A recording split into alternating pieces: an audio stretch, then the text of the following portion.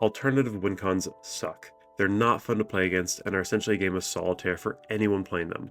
Alt wincons are ways you can win a game through untraditional means. Maybe the most iconic example is Exodia from Yu-Gi-Oh! The premise for Exodia is if you can draw all 5 pieces, you win the game, bypassing the real win condition of Yu-Gi-Oh! Of bringing your opponent's life points to 0. Now, in the anime, this is cool and exciting, as Yugi's Exodia deck plays a bunch of unrelated cards and is trying to win through defeating Kaiba normally, but just so happens to draw Exodia when he's in a tight spot, Deus Ex Machina style. In the actual card game though, the Exodia strategy is focused on stalling the game so you can eventually draw all 5 pieces, or turboing through your deck to draw every single card in one turn and winning that way. Both of these remove the core component of any fun trading card game, player interaction. Exodia is either trying to prevent either player from taking any action that would progress the game, or allowing the Exodia player to draw all 5 pieces as fast as possible through a bunch of random draw spells, which essentially is an FTK. The major problem with alt wincons is they functionally bypass the core of the game. Every game is designed with an intended wincon, normally to bring your opponent's life points to 0, like in Magic and Yu-Gi-Oh!, or to reach a specific goal for yourself while your opponent tries to stop you, like in Lorcana or Pokemon. Alt wincons, for the most part, do not care about the intended wincon of a game. Instead, they're focused on meeting the criteria of their own separate plan. The issue with this, it makes the game feel as though one player is trying to play the actual card game, and the other is playing a bunch of mini games by themselves where they really don't care what the other player does, so long as it doesn't stop them from playing their minigame. Back to the Exodia example. An Exodia player could not care less what the life total is for either player at any point in the game, whereas the other player, that is their main focus and what their deck is built around. I'll explore this concept a little more when I talk about the different types of alt wincons. To my knowledge, there are 3 different types of alt wincons: mill, damage, and the third category that I am dubbing Exodia wincons.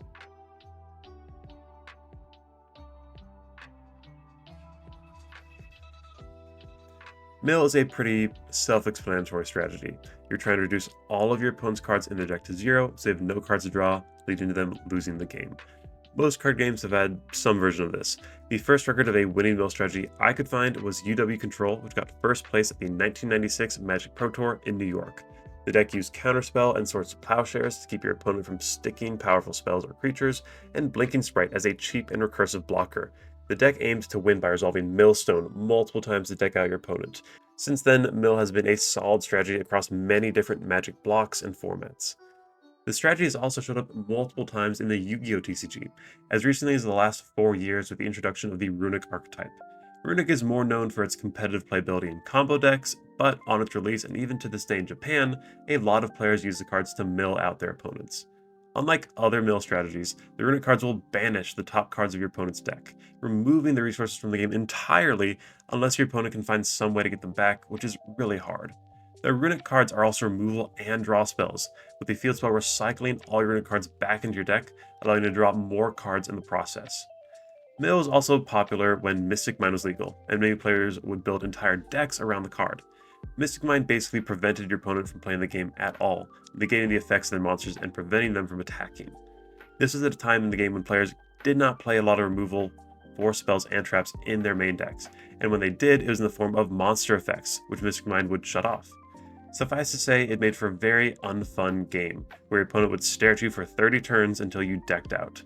Historically, there have been several playable mill strategies in Yu-Gi-Oh!, such as in GOAT format, where you jammed in Cyber Jar, Morphing Jar, and Morphing Jar 2 into a single deck, backed up by a ton of floodgates like Gravity Bind to slowly mill out your opponent. There hasn't been many competitive strategies whose sole purpose was mill in Yu-Gi-Oh! Full Power Shizu Tier would mill your opponent for half their deck with a Guido and Kelbeck, but Tier would kill you long before you had a chance to deck out.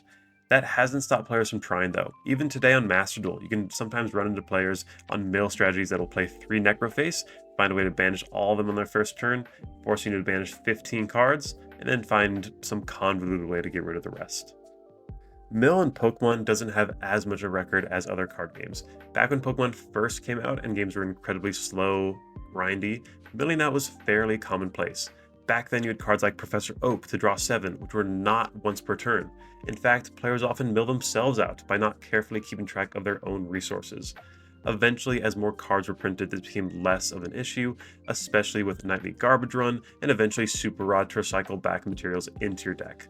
There have been several successful mill strategies for Pokemon throughout the years. Currently, there's a very rogue deck which plays Great Tusk to try and mill out your opponent. The deck has seen some success, but shows that mill is playable, just not great in the Pokemon TCG. Personally, I hate mill strategies because it removes your opponent's resources from their deck. The deck should really be the only place that resources are completely safe from your opponent's threats. Otherwise, that skill that goes into deck building is redundant by your opponent's ability to remove those cards from your deck. I'll admit, I definitely have some personal bias. Back when I was playing Yu-Gi-Oh!, I would play against Runic, and they would mill like one specific combo piece from my deck, banish it, and I would just have nothing to do for the rest of the game, which is so infuriating to play against. Mill is just an awful win con. It takes resources out of your opponent's decks, and it aims to create these non-games where your opponent either can't play because you took out some important cards from them, or they lose on the spot because you managed to mill out all their cards in a single turn, which is just not fun. Card games continue to print mill cards. I hope they'll be self-mill and do away with the deck out strategy altogether.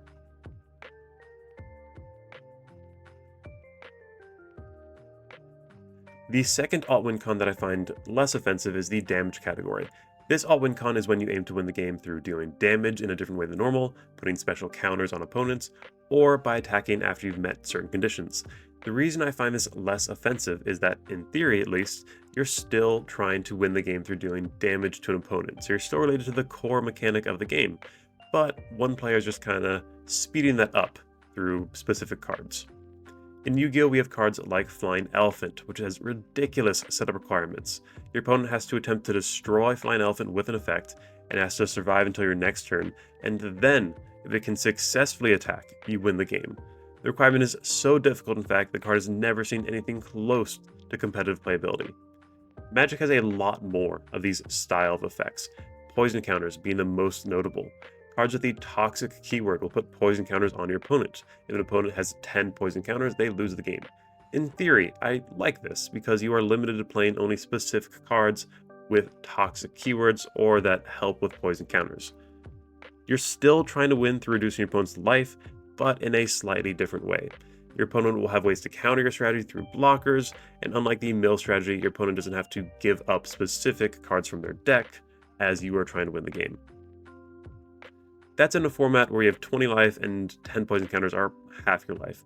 In other formats like Commander, where players have 40 life, 10 poison counters is a quarter of their life, greatly reducing the damage threshold that players need to win. I also know that there can be some, let's say, shenanigans with poison counters, in which you can kind of one-hit KO people. I think the damage style alt-win cons can be designed well, but most of the time they're either so bad they're never going to be played, or they reduce the threshold for lethal damage way too much, making them way too strong and just, again, not fun to play against. So these alt-win cons are just really better than mill, but not perfect.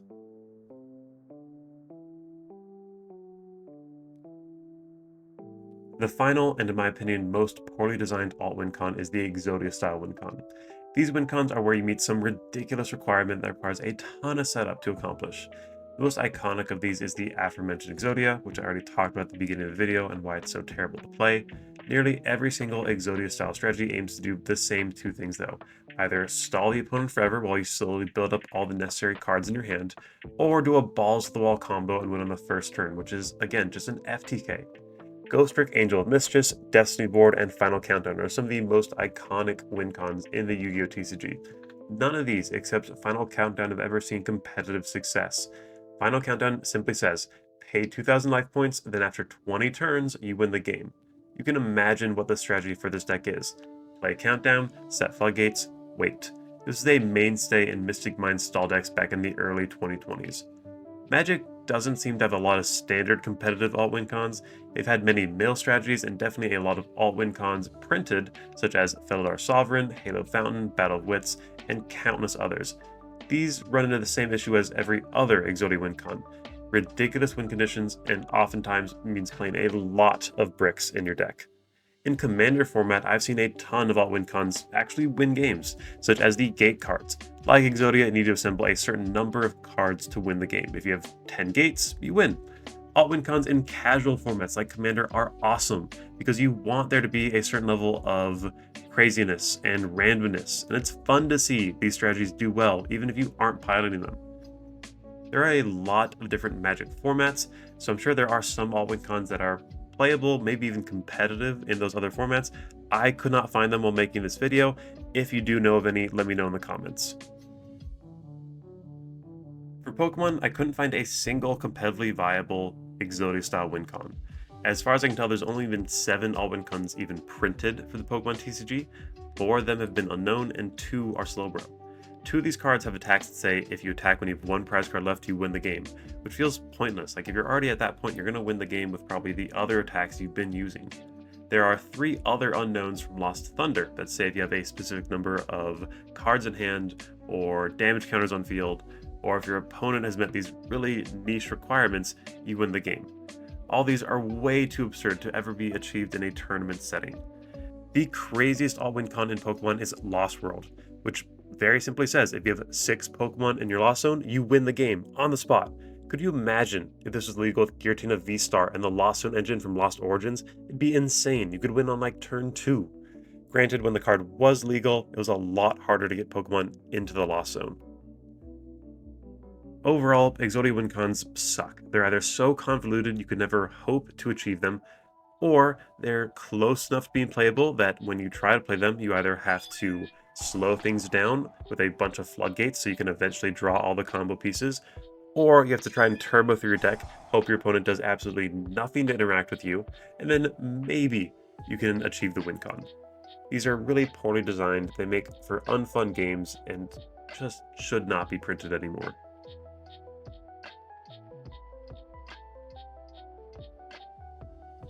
There are some alt wincons that can work well though.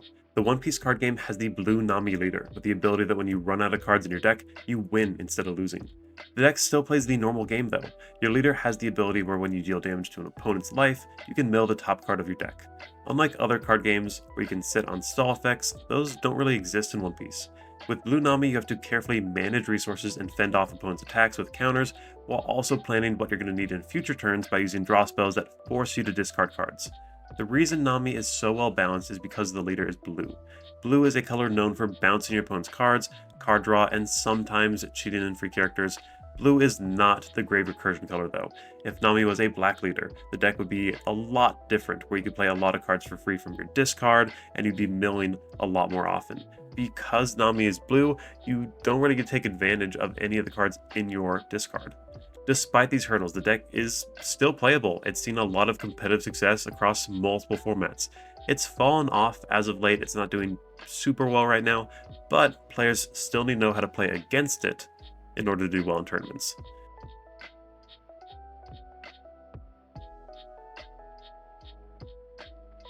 Alt wincons are a part of every trading card game, but are probably better off absent from the competitive side of these games. Alt wincons are gimmicky and sidestep the core aspects of the game. I think they're fun, fantastic, and really cool for casual formats like Commander, where they promote new deck strategies and can just lead to some really fun, crazy games. In competitive formats though, they're either FTKs or aim to stall the game and prevent anything from happening until they can get all their pieces together. I'm not opposed to control style decks, but there's a fine line between control and just blatant stall. Alt wincons can be designed well. I think they should be modeled like Nami from the One Piece TCG, where you aim to mill yourself rather than the opponent, or taking the idea of poison counters where you are still aiming to do damage and are not preventing your opponent from interacting with you. Despite how cool alt wincons seem, they're almost always bad game design, and should probably stay as plot devices for anime protagonists. Thank you so much for watching. The video was a ton of fun to make. I hope you enjoyed it. If you liked it, if you could consider subscribing, that would be awesome, and I would really appreciate it.